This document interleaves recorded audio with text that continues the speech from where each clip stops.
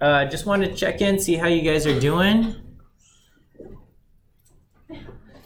Okay, thank you for the enthusiastic response there. I saw a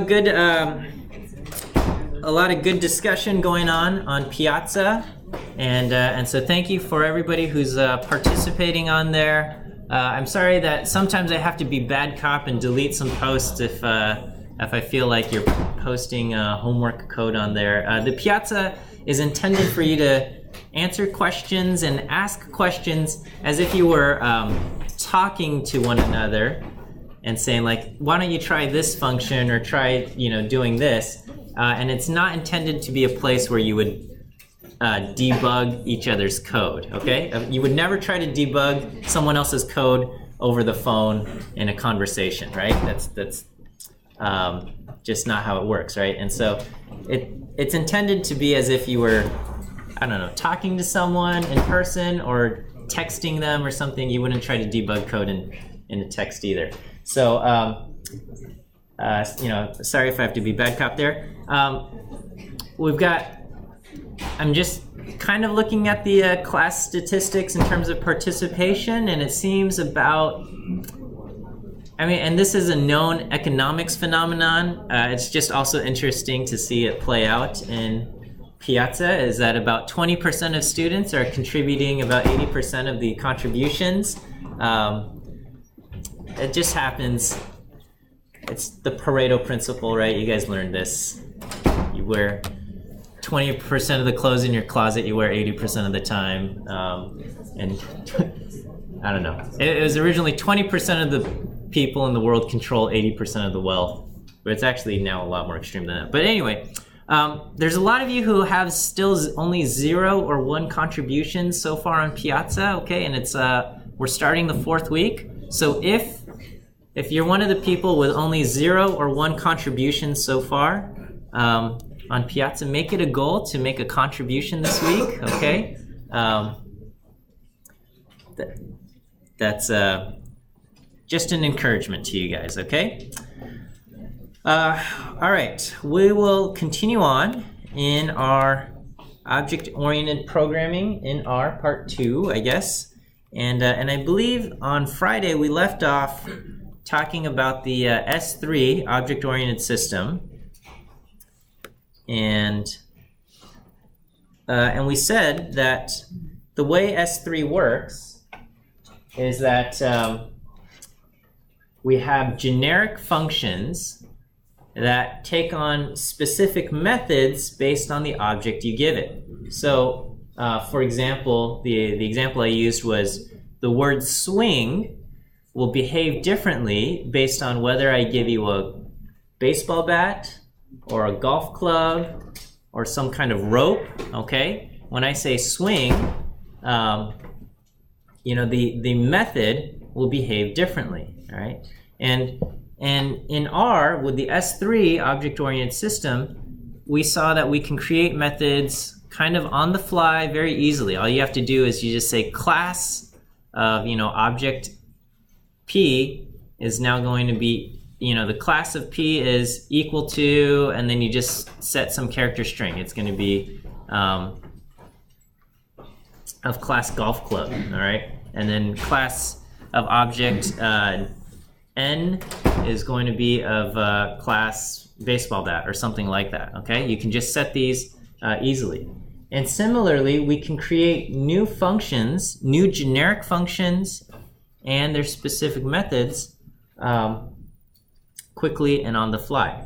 And so, for example, if we want a generic function like swing that will behave differently based on the class of object it gets, if we want to create a generic function, we just use this command, use method, okay? So f is going to be a function of object x, and it's going to use method f, okay? And so all this says, basically, this will take whatever object x you give it, and then when it calls use method, it's going to say, all right, we're going to look for different versions of this function f, okay? So, for example, I am creating, so here I create a generic function called f, which means this is going to be like the verb swing. It's going to be the function f. I can just call the function f on an object, and R will figure out which version to use. And here's a specific version of that function f. This is f.a. This is the function f that gets applied to objects of class A. Okay?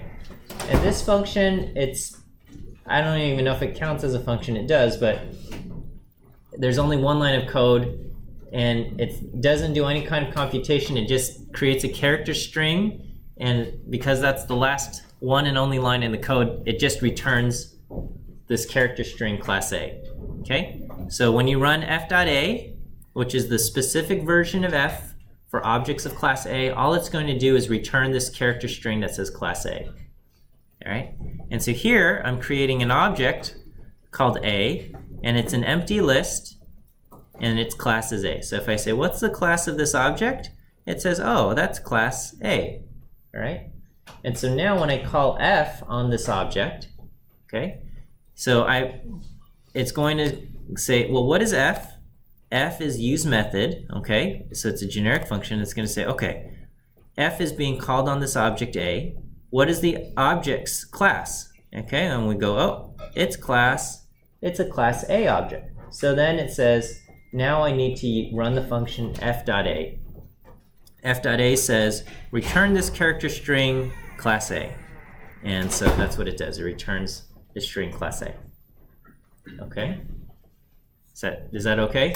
What just happened there? It doesn't seem like much has happened, but we have created a full object-oriented system here. We have objects of a certain class, in this case class A, and we have generic functions and methods that are called on this type of object. Okay? So we have a generic function f, and when I call f, it doesn't run, it runs this, but the code that actually gets executed is this version of f.a. You can take functions that currently exist already, okay? So here, let me just clear out my environment. And so if we ask, what does the function mean? Okay, mean also runs use method, okay? So mean is a generic function, meaning that there's different versions of mean that will execute. And we can create a specific version of mean.a, and this is what will run when we give it an object of class A. Okay? And so if we say, what is mean of this object? Okay, well, object A is of class A, and so it's going to run mean.a, and this function just says return the character A. And that's what it does, okay? So normally when you call mean on some kind of vector, it'll take the average of the vector, right? But here, when we call mean on this thing, because we've defined a new method, a version of the function that will run, it will do this, okay? So there's no, this is how R does its generic object-oriented system, okay? There's no check to make sure that the method is even correct or that the class even makes sense. You know, like this would confuse somebody else, right? What's the mean of some object and it gives back a character? That feels weird, okay? But you know, R doesn't care. It just says, all right, you given me an object of this class. I'm going to look up and see if there's a version of this object here. There is. I'm going to run it, okay? And that's what it does. Okay. And so, so what happens is we're using this function use method, and basically all use method does is it takes the name of the generic function, puts in a dot, and then it looks up the class. Okay, so if your generic function is, I don't know, print, and you give it an object of class factor, it's going to run print.factor. Okay. If your generic is f and you give it an object of class j, it's going to look up f.j.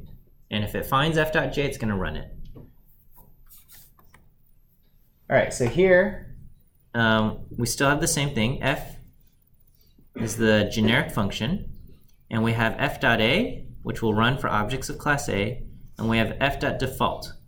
which will run if it can't find a method that's specific to its class. So here, I'm going to run f on basically an empty list. I create structure, so it's going to be an empty list with class equal to a. So f run on an object of class a, it runs f.a, which will return class a. Okay. And I think on Friday I said the class of an object can be a vector. It doesn't have to be just one class, it can be multiple things. So here I have an empty list and its classes b and a. It's the vector b and a. So when we call f on this object here, it's going to first look up f.b, okay? And it's going to say, well, is there a function called f.b? And it doesn't find one, okay? So then it goes to the next class and it says a. And it's going to say, well, is there a function f.a? There is. f.a exists, so it's going to run this function and it returns the character string class A. All right. Over here, I've got empty list, and its class is C. And so when we call f on this thing, it's going to look up f.c, and it's going to say, well, f.c does not exist. Okay, f.c doesn't exist. And so because there's no other function for f.c, and there's no other class, all right, it's going to run f.default. Okay. f.default is what gets run when it can't find the method specific for its class. And so f.default runs and it just returns this character string that says unknown class. Is there a question? No, just scratching your head with an open palm. Okay. So our methods are just regular old R functions, right? They just have this specific naming convention. The naming convention is how we do the object-oriented stuff. So don't name things in this funny way, right? If you don't want f.a to run, don't create a function called f.a if you don't want it to be the version of f that gets run for objects of class A, okay? Call it something else. So that's the naming thing there. But they're just regular old R functions, okay? So you can call them directly, okay? So this thing is an object of class C, and we can run f.default. That's what would run because we don't have an f.c, okay? So it returns unknown class. But you can force R to call the wrong method. You can say run function f.a on this object of class C, and it's going to run that function and return class A, okay? So this is kind of like giving someone a baseball bat, and instead of just saying swing, right, which the person would say, oh, you've given me a baseball bat, so I'm going to swing it like a baseball bat.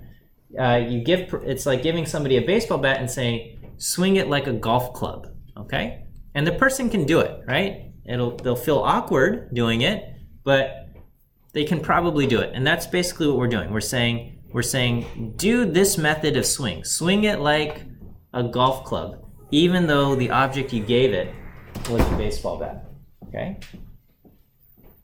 So take this object that's a baseball bat, swing it like a golf club, and you'll get something like that, okay? And it says this is a dangerous thing, okay? And so don't do it. And this is what Hadley Wickham says. This is don't point the loaded gun at your foot, okay? And you know, gun safety rules, right? Never point a gun at something you don't want to shoot. But anyway,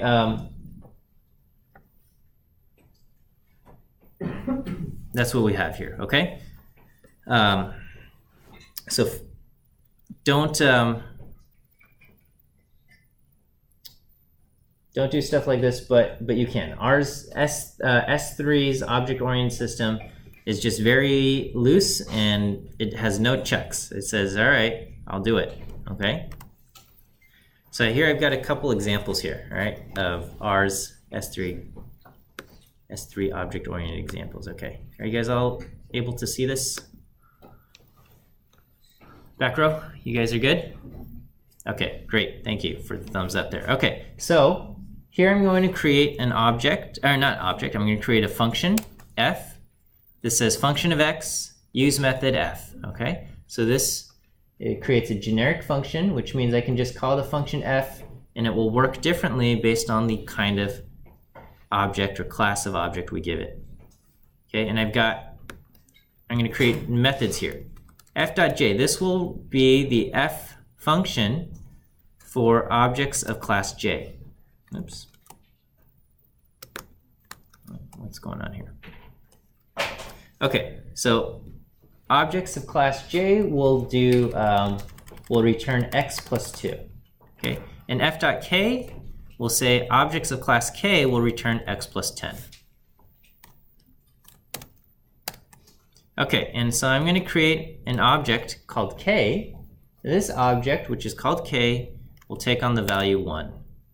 All right, if I run f of k, what do you think will happen?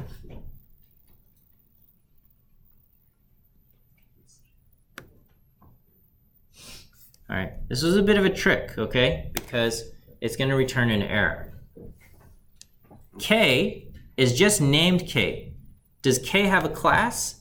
The class of k is class numeric, okay? It's not, there's no specific class, it's just type double, it's a numeric class thing. And so there's no actual, there's no method for numeric type. We've got methods for class j, we have methods for class k, we don't have any other methods.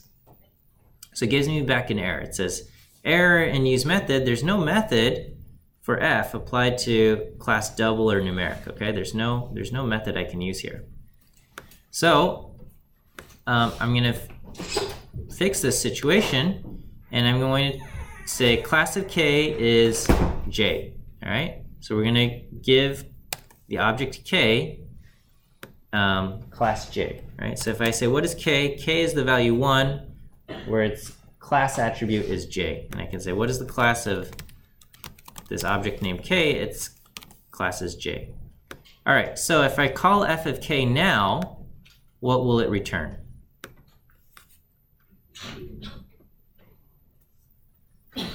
So this is what k is. These are your methods. What will f of k return? It will return 3, okay? It returns 3 because k is of class j, so when we run f, it's going to say, it's going to look up f.j. f.j is x plus 2, and it returns 3, okay? Because k has the value 1, all right? I can now, and because S3 doesn't really care, it has no checks, we can just change on the fly. We can say the class of k is k, all right? So k is now class k, and it has the value 1, okay? So if I call f on this object again, so it's the same command. Every single time I'm just calling f on object k, all right? If I call f on object k, what will this return? It will return 11, okay? So f on object k returns 11, and it works, okay? Because what it does is says, well, here's object k, f, it's going to look up f.k, and it's going to run x plus 10. Okay, so this is the object-oriented system. It looks up specific versions of the function depending on the kind of object it gets. I'm going to create a f.default. This is what's going to run if it can't find the specific method. Okay, it's going to return x plus 100. All right, if I call f of k now, so now we have generic function f, we have f.default, f.j, and f.k. All right, and this is what k is. So if I call f of k again, what will this return? It still returns 11. It still returns 11 because k is still object of class k, and when we run it, we're going to run f.k, and it's going to return x plus 10. It returns 11. Okay. However, I can get rid of the class. Okay. So right now, if I say, what is the class of k? It's going to say it's that. It's class k. But I can get rid of that, okay? And so if I ask, what's the class of k? All right, and now it's just a regular old numeric number, okay? Doesn't have a class anymore. Okay, so now if I run f of k, what will it return? Okay, I've got f.default, f.j, f.k. What will f of k return? 101. It returns 101 because it's going to say there's no class associated with k, and so it's going to run the default version and returns 101. Yes, question? Can you set the class of a string to numeric? Like, have it work like that?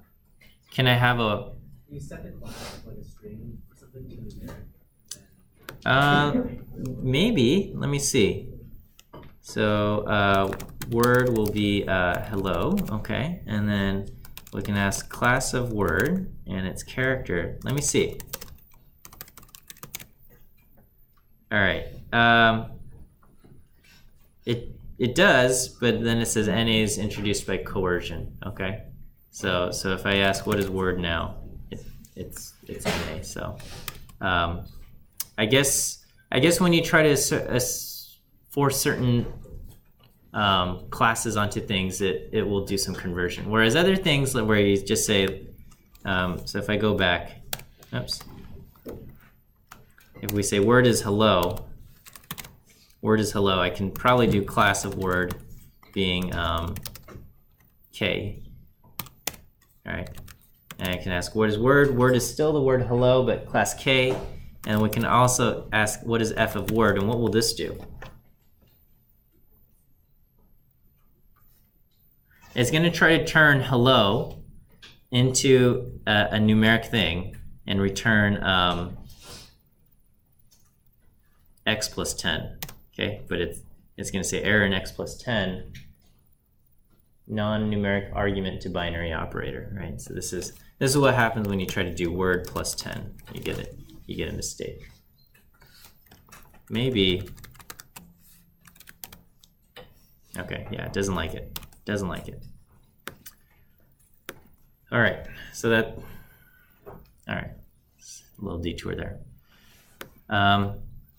Okay, so we've got k is 1, no value here. All right, here I'm going to create another method, f.l. Okay, so we've got f.j, f.k, f.l, and we have f.default. f.l returns x plus 50. Okay, l is going to be the number 10 with class k and l. Okay, so looking back, j is plus 2, k is plus 10. Default is plus 100, and L is plus 50. Okay, so what will F return if we call it on object L?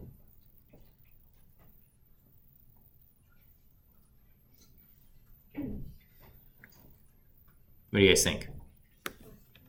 This will return 20, right? It's going to look up f.k first, and it will say, okay, we're going to run f.k, it's going to do 10 plus 10 and returns 20. If I change the class of L to M and L, okay, you'll note I do not have an f.m here, so what will this run and return?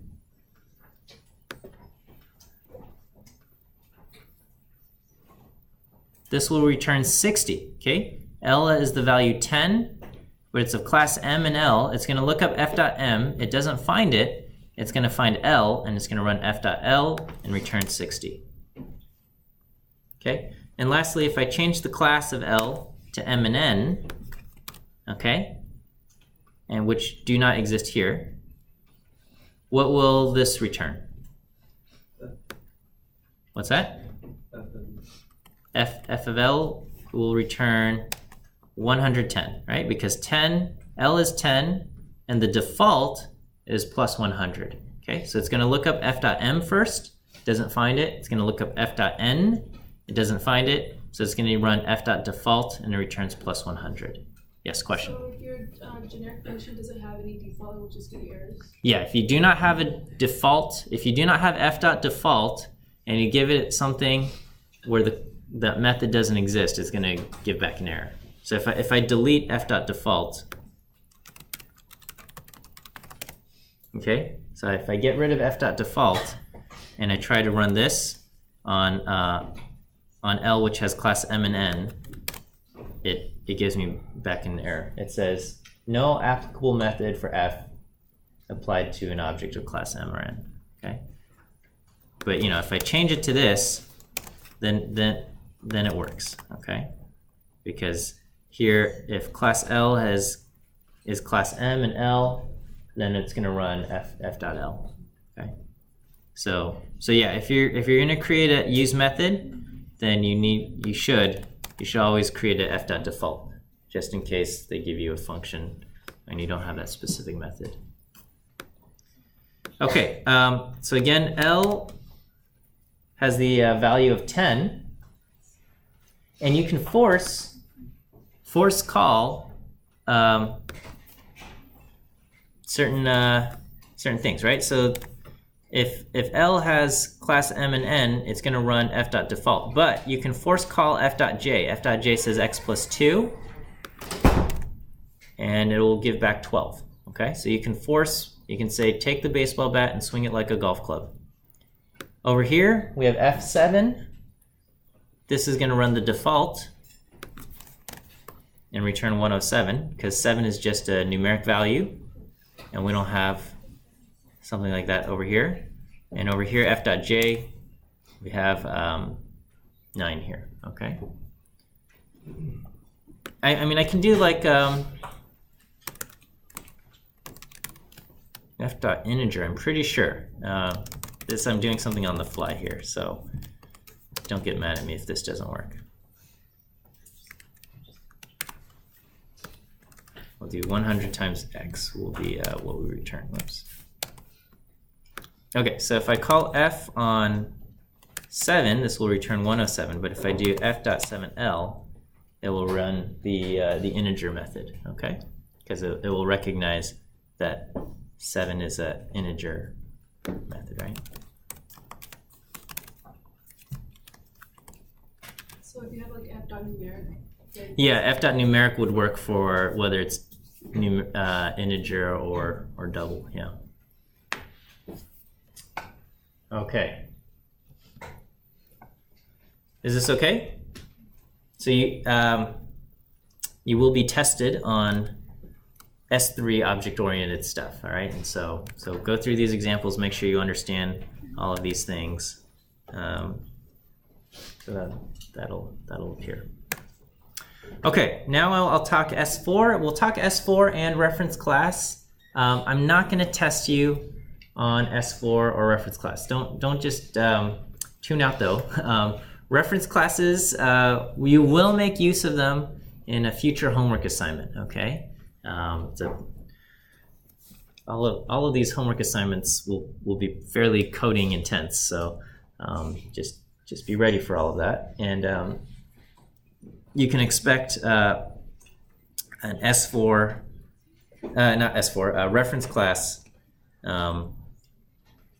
object-oriented stuff in a future coding assignment. Okay, S4 is similar to S3, but it adds formality and rigor. Okay, so in S3, I was able to do stuff like this. I was just able to say class of K is J. Never mind, class of K is K. And where class of L is M and L, and I was just able to create generic functions and methods by doing f is use method, and f.j is this, and f.k is this. And there's no check for any of this, all right?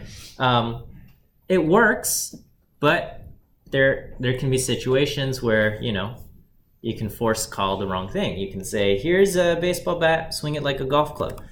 S4 will not allow stuff like that to happen. S4 says, if you want to create a class, we need to have a formal definition of what this class is, okay? And anything that's going to, if we're going to create an object of this class, everything that's going to be that class needs to fit the definition of the class. So S4 works in the same way in that we have generic functions that behave differently for the different objects, but there's a lot of formality applied to these things, okay? So, again, you don't need to know this for the test, but here we go. All of the S4 stuff is in the library methods, which is loaded automatically when you start up R. But if you run R in batch mode, which you probably won't do, you might need to call library methods. All right, when you dealing with S4, structure will return something as formal class. And is S4 will be true. You can also use library prior, oak type, and it will say S4, okay? So here, let me wipe out my environment. Okay, so for example, if let me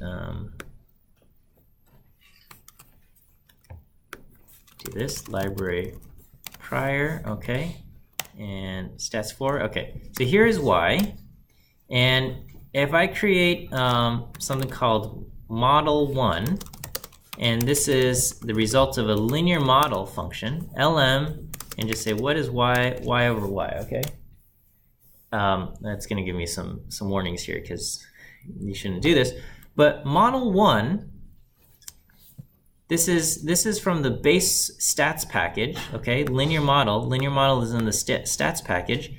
This is a S3 object, and so if I ask what is the structure of LM, or not LM, of model1, which is the result of the linear model function, it's just a list, right? Model1 is a list of 1. It's got all of these things, coefficients, residuals, effects, rank, things like that. And at the very end, it says, this class is of class LM. Okay, at the very bottom of the structure, it's going to say class LM. Okay.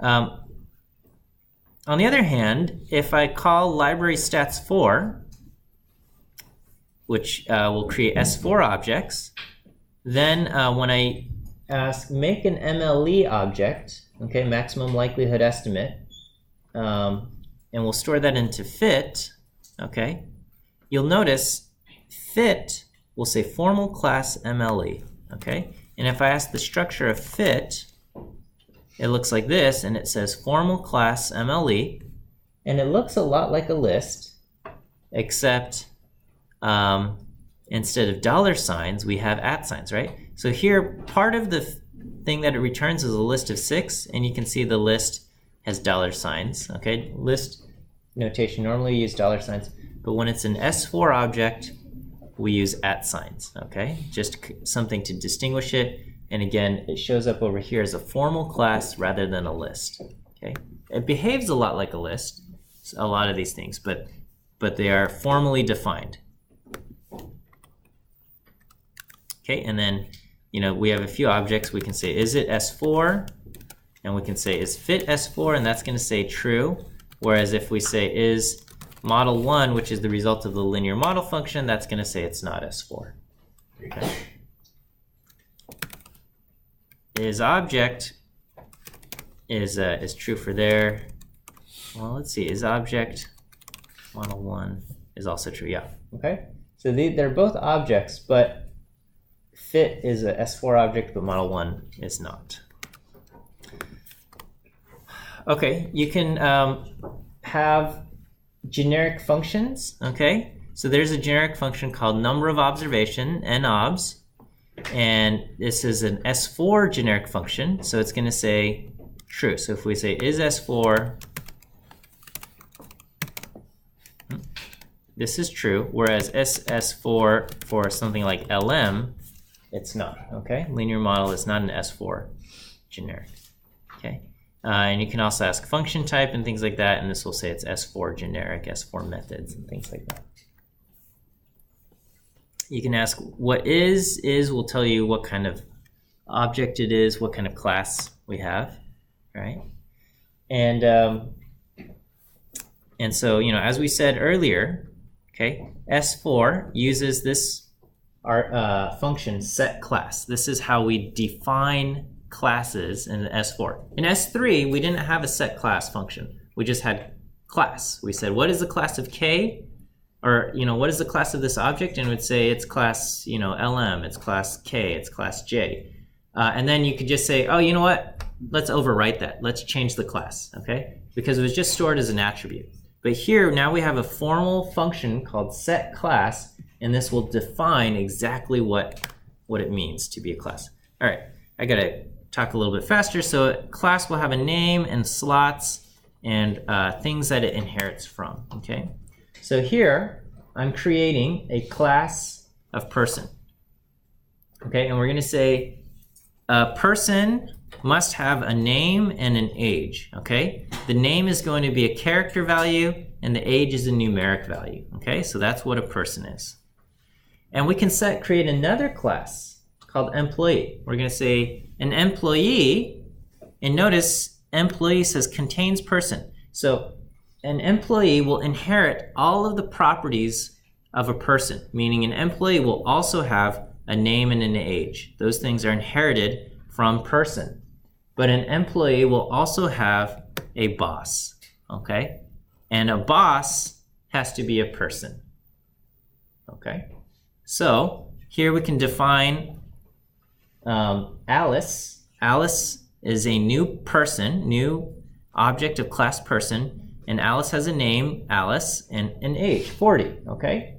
And John is an employee, okay? Employees are people, okay? It says employee contains person, so it's going to inherit all of the things. So even though in the set class employee, we never said you need a name or an age, because we say person, it means that you're going to have a name and an age. So John is 20, but an employee also has a boss, and the boss has to be a person, okay? So we're going to say the boss is going to be this object, Alice, person, okay? This person, Alice, okay? We can't just right here say Joe, because Joe has not been defined as a person yet, okay? So here, this is how it goes. Is that okay? And then you can access the things using the @ sign, okay? For S4 things, so we can say, what's Alice's age? She's 40, okay? And we can say, what's in the boss slot for John? And we're gonna say that's an object of class person, Alice of age 40, okay? It's possible to modify things, but then you're gonna produce errors, okay? So right now we can say, what's the structure of Alice? And it will say Alice is a person with name Alice and age 40, okay? And then we can say, well, hang on, people also have a city where they live, okay? So we're gonna say to fit the definition of person, a person must have a name, an age, and a city, okay? All right, so now that we've redefined what it means to be a person, if we ask, what is Alice? This is going to produce an error because S4 is very rigid and strict, okay? It's going to say Alice only has a name and an age. She doesn't have a city, so she is not a class. She is not a person, okay? That's what this is saying, right? And so it says error and function there. It says there's no slot of name city for this object of class, quote unquote, person, okay? And so, because we've redefined what it means to be a person, Alice no longer qualifies. And so this is gonna produce errors. And so S4 is just a much more strict system with formal definitions. And if it's gonna be an object of that particular class, it really needs to fit that definition, okay? Is this okay? What's going on here? Yeah, question. So what happened to the Alice object? Now that it produces an error, is it just deleted or? Well, I mean, you have to change the values inside Alice. You have to modify that, okay? But yeah, it produces an error. You can't use the object-oriented system. I mean, the object is not deleted; it's there, and the information is there. But you can't use the object-oriented system. You can't call person-related functions on Alice. Yes, question. So for S4, like name and age, like attributes? Yeah, they're called fields, but yeah, it's basically like a named list, but for S4 they're called fields. Okay. All right, I'm gonna kind of just skip over this stuff because the truth be told, I never use S4 in my day-to-day, and so I think it's okay to just kind of point it out and say it exists. I'm not gonna test you on it. Probably S3 will work for 99% of your needs, and only, you might load a package that uses S4, and so you should be kind of familiar with some of what it does, but I'm skipping over the stuff about creating new things for S4. You can always read up Hadley Wickham's book some more. Okay, reference classes. So we got to cover reference classes though. And so the key difference with reference classes is that it is message passing, okay? So S3 and S4 both have generic functions like swing that will behave differently based on the object, okay? With reference classes, the methods belong to the object, okay? So you'll have an object like baseball bat, okay? And baseball bat will only have a few allowed actions. It'll be things like swing, it'll be things like put down, toss, I don't know. There will be only certain allowed actions because the methods belong to the class of object, okay? And the other key thing is that objects are mutable, okay? So in R, generally everything you do creates a copy and never modifies the original object.